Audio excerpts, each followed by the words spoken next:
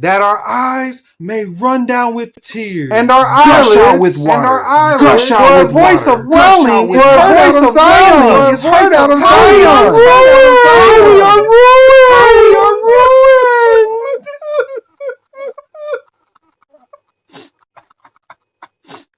We are greatly confused. We are greatly confused. We are forsaken. We are forsaken.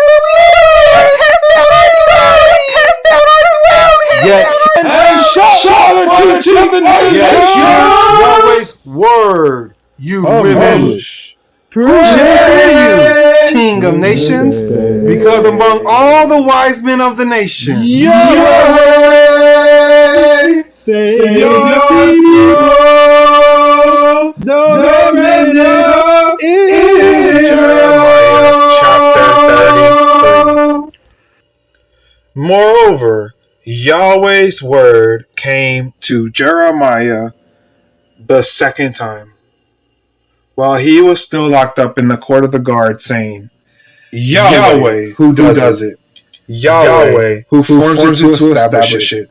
Yahweh is his name, says, Call to me, and I will answer you, and will show you great and difficult things which you don't know. For Yahweh, the God of Israel says concerning the house of this city, and concerning the houses of the kings of Judah, which are broken down to make a defense against the mounds and against the sword. While men come to fight with the Chaldeans, and to fill them with the dead bodies of men whom I have killed in anger, and for all those wicked I have hidden my face from this city.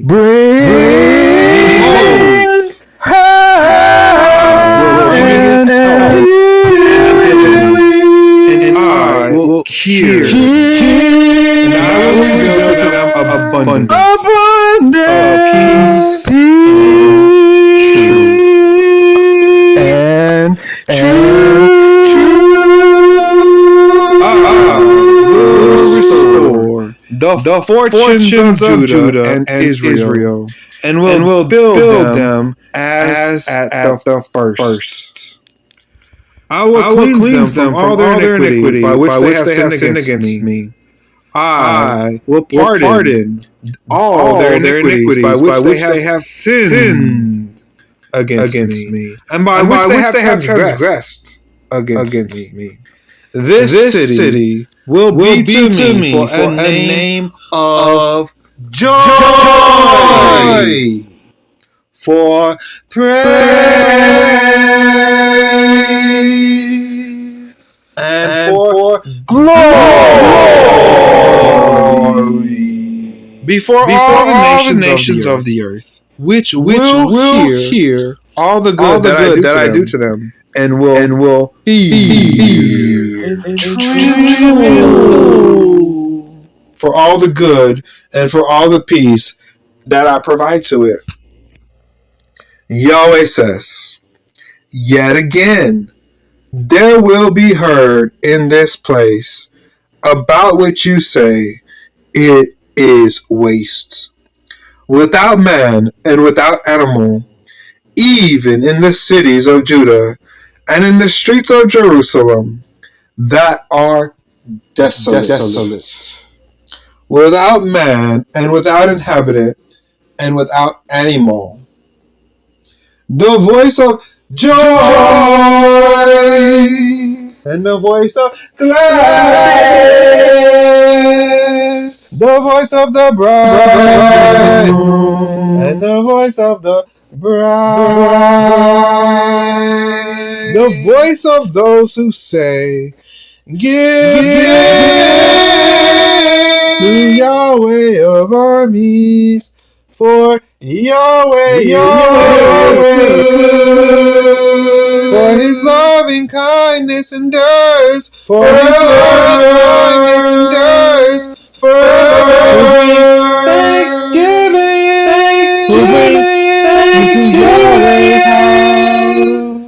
into Yahweh's For I will cause the house. captivity. For I will cause the captivity of the land to be reversed as the first, says Yahweh.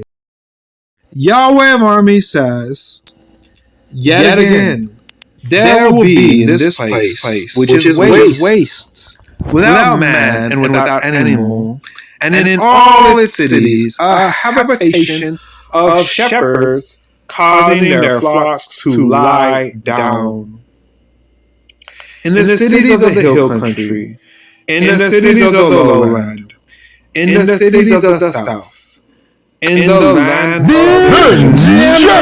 in the places around Jerusalem, and in the cities of Judah, the flocks will again pass under the hands of him who counts them, says Yahweh. Behold, The days, says Yahweh, that I will perform good word, which I have spoken concerning the house of Israel and concerning the house of Judah. In those days and at that time, I will cause a branch of righteousness to grow up to David. He will execute justice and righteousness in the land. In those days, Judah will be saved, and Jerusalem will dwell safely. This is the name by which she will be called. Yahweh of righteousness. For Yahweh says, David will never lack a man to sit on the throne of the house of Israel. The Levitical priest won't lack a man before me to offer burnt offerings, to burn meal offerings, and to do sacrifice continually. Yahweh's word came to Jeremiah, saying, Yahweh says, if you can break my covenant of the day, covenant of the night, so that there will not be day and night in their time, then my covenant could also be broken with David, my servant, that he won't have a son to reign on his throne, and with the Levitical priests, my ministers. As the army of the sky can't be counted, and the sand of the sea can't be measured, so I will multiply the offspring of David, my servant, and the Levites who minister to me. Yahweh's word came to Jeremiah, saying, Don't consider what this people has spoken, saying, Has Yahweh cast off the two families which he chose? Thus they despise my people, that they should be no more a nation before them. Yahweh says, If my covenant of the day and night fails, if I have not appointed the ordinances of heaven and earth, then I will also cast away the offspring of Jacob and of David my servant, so that I will not take of his offspring to be rulers over the offspring of Abraham, Isaac, and Jacob. For I will cause their captivity to be reversed, and will have mercy on them.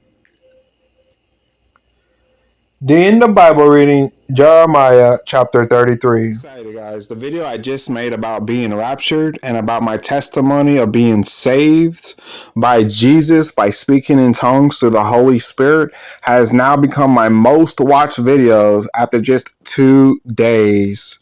So this makes me so happy because when it happened to me, it was so unbelievable and magnificent, and I felt so at peace and so amazing that I told God I was so grateful and thankful that I just wanted to share it out of the abundance of just being grateful and thankful of my heart.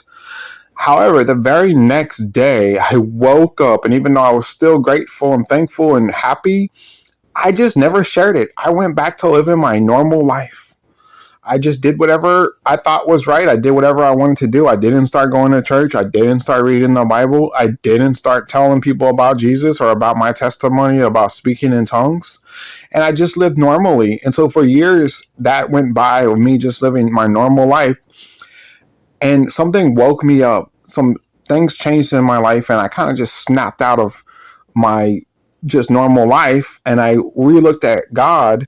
And next thing I know, I became so thankful and humble that I was still alive to share my testimony. And I thought to myself, what happens if I would have died and went to heaven, and God would have said, why did you never share anybody about this amazing experience you had about being saved? And so I was like, I became so scared that I wouldn't get a chance to share this. So this marks a day where I can finally say that I honored God and honored my promise to God to share with you the testimony about how when I called out to Jesus, as the Bible said in Matthew 11:28-30, told me that he would help me with my burden and give me rest for my soul. And he really did. And not only that, but it was like a spirit came over my body and inside of me, like the Holy Spirit. And it was like Jesus, and because I called out to Jesus, like the Bible said, and then the Spirit began speaking for me. So that's why I say it was speaking through tongues, because I was not talking, but I was talking, but somebody was talking for me, and that was the Holy Spirit. And then that's why I wanted to share it with you. So I want to encourage you to call out to God when you're having a burden. Call out to Jesus when you're faced with a serious burden. And for me, it was because I was genuine, humble, and authentic. I want to encourage you to try this and tell me about your experience. Tell me, do you have an unbelievable, supernatural, out of this world experience like I did? And so it was unbelievable, and it's still unbelievable. And yet I believe now because I experienced it personally. You could never, ever just believe based on my testimony. You really need to have your own testimony. So this might actually spark or inspire you to call out to Jesus, which this is what I encourage you to do. So God bless. I'm going to keep posting these Bible videos. I encourage you to subscribe, to like my videos, and share with family and friends, and to keep watching them. I never wanted to read the Bible either. I'm just glad I did now, and that's why I'm sharing it with you, because it's such a positive experience in the spirit, not in the flesh, but in the spirit. It's easier not to read the Bible. It's easier not to share these videos. In the spirit, it feels more amazing. And so God bless you, and I love you all. Mwah.